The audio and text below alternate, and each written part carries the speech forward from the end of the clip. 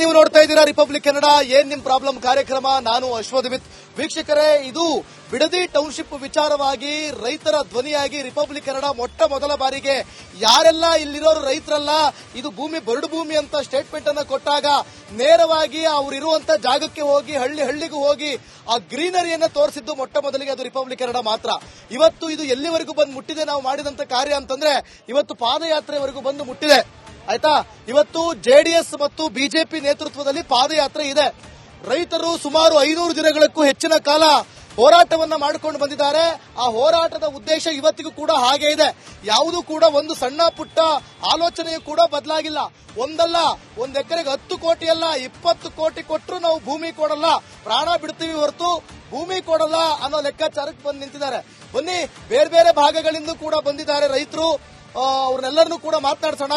So ಈಗ ಪಾದಯಾತ್ರೆ ಮಾಡೋದ್ರಿಂದ ಈ ಸಮಸ್ಯೆ ಬಗೆಹರಿಯುತ್ತಾ ಅನ್ನೋದು ನನ್ನ ಪ್ರಶ್ನೆ. ಎಲ್ರಿಗೂ ಕೇಳಿಸ್ತಾ ಪ್ರಶ್ನೆ? ಬರ್ತೀನಿ, ಎಲ್ಲರನ್ನು ಮಾತಾಡಿಸ್ತೀನಿ. ಈಗ ಏನ್ ನಿಮ್ಮ ಹೆಸರು? ಸರ್, ನಮ್ಮ ಹೆಸರು ರಮೇಶ್ ಅಂತ. ರಮೇಶ್, ಮಾದೇವಪುರದವರು, ಶ್ರೀರಂಗಪಟ್ಟಣ ತಾಲೂಕು, ಮಂಡ್ಯ ಜಿಲ್ಲೆ. ಸರ್, ಇವ್ರು ಮಾಡ್ತಾವ್ರಲ್ಲ, ಈ ಜಮೀನ ಕಿತ್ಕೋಗ್ ಬಂದವರಲ್ಲ, ಜಮೀನ್ ಕಿತ್ಕೋದ್ಮೇಲೆ ರೈತರಿಗೆ ಒಂದಿನ ಸಂಬಳ ಕೊಟ್ಬಿಟ್ಟು ನೀವು ರೈತರಾದ್ರೆ ಬಂದು ಉಳುಮೆ ಮಾಡಿ ಬನ್ನಿ, ನಿಮಗ್ ಸಂಬಳ ಕೊಡ್ತೀವಿ ಅಂತ ಹೇಳ್ತಾರೆ. ಯಾಕೆ ಹೇಳ್ತಾರೆ ಅಂತಂದ್ರೆ, ಒಳ್ಳೊಳ್ಳೆ ಭೂಮಿನ ಇವ್ರು ಕಿತ್ಕೊಂಡ್ಮೇಲೆ ಇವ್ರೇನ್ ಮಣ್ಣು ತಿಂದಾರ? ಇವ್ರ ಅಪ್ಪಂದ ತಿನ್ಬೇಕನಪ್ಪ. ಇವ್ರ ಅಪ್ಪಂದ ಭೂಮಿ. ಇವ್ರ ಭೂಮಿ ಬೇಕು ಅಂತ ಅಂದ್ರೆ 411 ಸರ್ವೆ ನಂಬರ್, ಶ್ರೀರಂಗಪಟ್ಟಣ ತಾಲೂಕು, ಮಾದೇವಪುರ. ಶ್ರೀರಂಗಪಟ್ಟಣದಿಂದ ಪಂಚ ಹುಡ್ಕೊಂಡು ಬಂದವ್ರು ನೋಡ್ರಿ, ಪಕ್ಕ ರೈತರ ಪರ ಬಂದಿರೋರು ರೈತರೇ. ಸರ್, 411 ಸರ್ವೆ ನಂಬರ್, 3000 ಎಕರೆ ಬರಡು ಭೂಮಿ ಇದೆ. ಬಂದ್ ಮಾಡುವ ಯಾವ ಗಣಿಸಿದನಲ್ಲಿ ಟೌನ್ಶಿಪ್ ಮಾಡಕ್ ಜಾಗ ನಾವು ಕೊಡಿಸ್ತೀವಿ ಬನ್ನಿ. ಏನು ಮಾದೇವಪುರದಲ್ಲಿ 3000 ಎಕರೆ ಬರಡು ಭೂಮಿ ಇದೆ, ಬಂದ್ ಮಾಡ್ರಪ್ಪ. ಮೈಸೂರು ಪಕ್ಕದಲ್ಲದೆ ಅದಕ್ಕೆ ಇಡೀ ಊರವರೆಲ್ಲ ಬಂದು ಬೆಂಗಳೂರಲ್ಲೇ ನಿಂತ್ಕೊಂಡ್ಬಿಡ್ಬೇಕು. ಬೆಂಗಳೂರೇನ್ ಅವ್ರ ಅಪ್ಪಂದ ಇಲ್ಲ, ಬೆಂಗಳೂರೇನ್ ಇವ್ರು ಕಟ್ಟಿದ್ರ? ಬೆಂಗಳೂರು ಯಾರ್ದು? ಕೆಂಪೇಗೌಡರು ಕಟ್ಟಿರೋದು. ಏನಂತ ಕಟ್ಟಿದ್ರು? 4 ಜನ ಬದುಕ್ಲಿ, 4 ಜನ ಬಾಳ್ಲಿ, ರೈತರು ಅನ್ನ ಹಾಕುದ್ರೆ ಈ ನನ್ನ ಮಕ್ಳು ಉಂಡ್ರಿ ಅಂತ. ಇವರು ನಮ್ತ ಉಂಡ್ಬಿಟ್ಟು ನಮ್ಗೆ ಇವ್ರೇನ್ ಅಪ್ಪನ್ ಕೊಡ್ತಾರ? ನೀವು ನಮ್ ತಾತ ನಮ್ಮ ಅಪ್ಪನ್ ಕೊಟ್ಟವನೆ ಜಮೀನ, ನಮ್ಮ ಅಪ್ಪ ನಮಗ್ ಕೊಡ್ತಾನೆ. ನಾನೇನ್ ನನ್ ಮಗನಿಗೆ ಏನ್ ಕೊಡ್ನೆ? ಮಗನಿಗೆ ಏನ್ ಕೊಡ್ಮೇಲೆ? ಕರೆಕ್ಟ್. ಭೂಮಿನ ಏನ್ ಕೊಡ್ಮೇಲೆ? ಸರ್, ನಿಮ್ಮ ಹೆಸರು? ಮಂಜುನಾಥ್ ಅಂತ. ಯಾವ್ರು? ಚಿಕ್ಕಬಳ್ಳಾಪುರ. ನಮ್ದು ಚಿಕ್ಕಬಳ್ಳಾಪುರದಿಂದ ಬಂದ್ರ? ಮಗ ಚಿಕ್ಕಬಳ್ಳಾಪುರದಿಂದ ಬಂದಿದ್ದೀವಪ್ಪ. ಹೆಂಗೆ ನಿಮ್ಮ ಪ್ರದೀಪ್ ಈಶ್ವರ್ ಅವರು? ಪ್ರದೀಪ್ ಈಶ್ವರ್ ಅವರು ಒಂದು ಮೋಟಿವೇಶನ್ ಕೊಡ್ಬೇಕಿತ್ತಲ್ಲ. ಸಿಕ್ಕಾಪಟ್ಟೆ ಲೂಸು ಸರ್, ಅಷ್ಟಿಷ್ಟು ಲೂಸ್ ಅಲ್ಲ. ನಂಗೆ ಗೊತ್ತಿಲ್ಲಪ್ಪ ಈ ವಿಚಾರಕ್ಕೂ ನನಗೂ ಸಂಬಂಧ ಇಲ್ಲ. ನಾವು ಕೇಳಿದೆ. ಹೇಳಿ. ಎಲ್ಲಾ ಇಡೀ ನಮ್ಮ ಕರ್ನಾಟಕದಲ್ಲೇ ಹೇಳ್ತಾವ್ರೆ. ಈಗ ನೀವು ಚಿಕ್ಕಬಳ್ಳಾಪುರದಿಂದ ಬಂದ್ರಿ, ನಿಮ್ ಜಮೀನ್ ಇದೆಯಾ? ಎಷ್ಟು ಎಕರೆ ಜಮೀನು? 5 ಎಕರೆ. ಏನ್ ಬೆಳಿತಿದ್ರಿ? ರೋಸು, ದಾಳಂಬ್ರಿ, ದ್ರಾಕ್ಷಿ ಬೆಳೀತಾ ಇದ್ದೀವಿ. ಈಗ ಬಿಡದಿ ರೈತರ ಪರವಾಗಿ ಬಂದಿದ್ದೀವಿ. ಭೂಮಿ ಅಂದ್ರೆ ಏನು? ಭೂಮಿ ಅಂದ್ರೆ ಭೂಮಿ ತಾಯಿ. ಭೂಮಿ ಅಂದ್ರೆ ತಾಯಿಗಿಂತ ದುಡ್ಡು ಅಂದ್ರೆ ಏನು? ದುಡ್ಡು ಅಂತಂದ್ರೆ ಭೂಮಿ ಇದ್ರೆ ತಾನೇ ನಾವು ಸಂಪಾದನೆ ಮಾಡಕ್ಕಾಗೋದು. ನಿನ್ ಭೂಮಿನೇ ಇಲ್ಲ ಅಂತಂದ್ರೆ ಏನ್ ಸಂಪಾದನೆ ಮಾಡ್ತೀರಾ? ಭೂಮಿ ಕೊಟ್ಟರು ಬರ್ತದಲ್ಲ, ಕಾಸು ತಗೊಂಡು ಏನ್ ಮಾಡ್ತೀಯ? 2 ಕೋಟಿ ತಗೊಂಡು ಏನ್ ಮಾಡ್ತೀಯ? ಒಂದೇ ಒಂದ್ ದಿವಸಕ್ಕೆ ಖರ್ಚು ಮಾಡಬಹುದು. ಎಕರೆಗೆ 20 ಕೋಟಿ? 20 ಕೋಟಿ ಅಲ್ಲ ಸರ್, 50 ಕೋಟಿ ಬಂದ್ರು ದುಡ್ಡು ಇರ್ತದ. ಒಂದ್ ನಿಮಿಷ, ಆ ದೇವನಹಳ್ಳಿ ಏರ್ಪೋರ್ಟ್ ಆಯ್ತಲ್ಲ, ಅವಾಗೆಲ್ಲ ಕೊಟ್ಕೊಂಡವ್ರೆಲ್ಲ ಸಕ್ಕದಾಗ ಕಾಸು ಬತ್ತು. ಕಾರು, ಬೈಕು, ಬಿಲ್ಡಿಂಗು ಕಟ್ಕ ತಗೊಂಡ್ರು, ಪೆಟ್ರೋಲ್ ಹಾಕ ಕಾಸಿಲ್ಲ.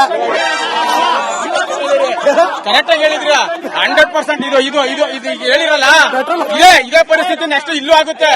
ಈ ಪರಿಸ್ಥಿತಿ ಆಗ್ಬಾರ್ದು ಅಂದ್ರೆ ರೈತರು ಯಾವ್ದೇ ಕಾರಣಕ್ಕೂ. ನಾನೊಬ್ಬ ಪತ್ರಕರ್ತ, ನಾವು ಅವ್ರ ಪರ ಇವ್ರ ಪರ ನಾವು ಮಾತಾಡಲ್ಲ. ಕೆಲವು ನಿಮಿಷ, ಆದ್ರೆ ನಾನೊಬ್ಬ ರೈತನ ಮಗ ಆಗಿ, ಒಬ್ಬ ಪತ್ರಕರ್ತ ಆಗಿ ನಾನು ರೈತರ ಪರನೇ ನೀವ್ ಹೇಳಿದ್ರಲ್ಲ, ಈ ಪರಿಸ್ಥಿತಿ ಆಗ್ಬಾರ್ದು ಅಂದ್ರೆ ಇವತ್ತು ಜನ ಇಲ್ಲಿ ರೈತರು ನಮ್ಮ ಏನಿದ್ದಾರೆ ಇದ್ರ ಕಾಂಗ್ರೆಸ್ ಸರ್ಕಾರದ ವಿರುದ್ಧ ಹೋರಾಟ ಮಾಡ್ಬೇಕು. ಇಲ್ಲಾಂದ್ರೆ ದೇವನಹಳ್ಳಿ ಆಯ್ತಲ್ಲ, ಅದೇ ತರ ಆಗುತ್ತೆ. ಅದಾಗಬಾರ್ದು. ರೈತರುಗಳು ಒಗ್ಗಟ್ಟಾಗಬೇಕು. 4 ಜನ ಕೊಡ್ತೀವಿ ಅನ್ನೋದು 10 ಜನ ಕೊಡಲ್ಲ ಅನ್ನೋದು ಅದು ಮಾಡಬಾರ್ದು. ಅಲ್ಲ, ನಿಮ್ಗೊಂದು ಪ್ರಶ್ನೆ ಕೇಳ. ಈಗ ನಾನು ಯೂಶಲಿ ಪಾಲಿಟಿಕ್ಸ್ ತರಕ್ ನನಗೆ ಇಷ್ಟ ಇಲ್ಲ. ನೀವು ಕೇಳ್ತಾ ಇರೋದು ಭೂಮಿ, ರೈತನಿಗಿರೋ ಸಮಸ್ಯೆಗಳನ್ನ ಸರ್ಕಾರಕ್ಕೆ ಮುಟ್ಟಿಸಿ. ನೀವು ಕಾಂಗ್ರೆಸ್ ಸರ್ಕಾರ ವಿರುದ್ಧ ಅಂತ ಹೇಳಿದ್ರಲ್ಲ, ಒಂದ್ ಪಾಯಿಂಟ್, ನಿಮ್ಗೊಂದು ಪ್ರಶ್ನೆ. ಕುಮಾರಸ್ವಾಮಿ ಅವರೇ ಇದನ್ನ ಆರಂಭ ಮಾಡಿದ್ದ ಸರ್. ಆರಂಭ ಮಾಡಿದ್ರಲ್ಲ ಸರ್, ಹೌದು. ಆದ್ರೆ ಕುಮಾರಣ್ಣ ರೈತರು ಹೋಗಿ ಅಲ್ಲಿ ಕೇಳ್ಕೊಂಡ್ರು, ಸರ್ ಈ ತರ ಸಮಸ್ಯೆ ಆಗುತ್ತೆ, ಯಾವ್ದೇ ಕಾರಣಕ್ಕೂ ಇದನ್ನ ಮಾಡಬೇಡಿ ಅಂತ ಹೇಳಿದ್ಕೆ ರೈತರನ್ನ ತೊಂದರೆ ಕೊಟ್ಟು ನಾನು ಯಾವ್ದೇ ಕಾರಣಕ್ಕೂ ಈ ಕೆಲಸ ಮಾಡಲ್ಲ ಅಂತ ಹೇಳಿ ಕುಮಾರಣ್ಣ ವಾಪಸ್ ತಗೊಂಡ್ರು. ಅದೇ ತರ ಡಿ ಕೆ ಶಿವಕುಮಾರ್ ವಾಪಸ್ ತಗೊಳ್ಳಿ, ಯಾಕಾಗಲ್ಲ? ಡಿ ಕೆ ಶಿವಕುಮಾರ್ ಒಂದ್ ನಿಮಿಷ ಒಂದೇ ನಿಮಿಷ ಇನ್ನೊಂದು ಮಾತು ಹೇಳ್ತೀನಿ.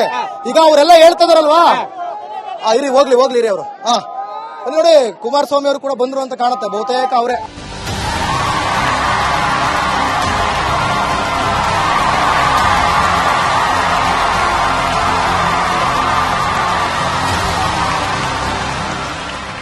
ಕಳೆದ ಚುನಾವಣೆಯಲ್ಲಿ ಮತ ಕೊಟ್ಟಿದ್ದಕ್ಕೆ ಅವ್ರು ಬಾಳ ಹಾಳು ಮಾಡ್ಲಿಕ್ಕೆ ಹೊಟ್ಟಿದ್ದಾರೆ. ರೈತರ ಭೂಮಿನ ವಶಪಡಿಸ್ಕೊಳ್ಳೋದಕ್ಕೆ ಇವತ್ತು ಯಾವ ಪುರುಷಾರ್ಥಿಗೆ ಮಾಡ್ತಾ ಇದಾರೆ, ಯಾರಿಗೆ ಮಾಡ್ತಾ ಇದಾರೆ? ಏನ್ ರೈತರು ಬೇಕು ಅಂತ ಕೇಳೋರ? ಇವತ್ತು ಅಲ್ಲೆಲ್ಲ ಪಕ್ಕದ ಏನೋ ಇವತ್ತು ಹೇಳ್ತಾರೆ 3 ಕೋಟಿ ಕೊಡ್ದು ಏನಿದ್ದಿ ವ್ಯಾಪಾರ? ಏನ್ ಪ್ರತಿ ವಾರಕ್ಕೆ ಏನ್ ರೇಟ್ ರೈಸ್ ಮಾಡ್ತಾರ? ಅಲ್ಲಿ ಪಕ್ಕದಲ್ಲಿ ಈಗಲ್ಟನ್ ನಲ್ಲಿ ಖರಾಬ್ ಭೂಮಿನ 12 ಕೋಟಿ ಫಿಕ್ಸ್ ಮಾಡ್ತಾರೆ. ಈಗ ಅದ್ಯಾರೋ ಆ ಫಿಕ್ಸ್ ನ ಒಪ್ಪಿಗೆ ಕೊಟ್ಟಂತ ಒಬ್ರು ಮಾಜಿ ಇವ್ರನ್ನ ಇಲ್ಲಿ ಈಗ ಸಮಿತಿ ಮಾಡ್ತಾರಂತೆ ಅವ್ರನ್ನ.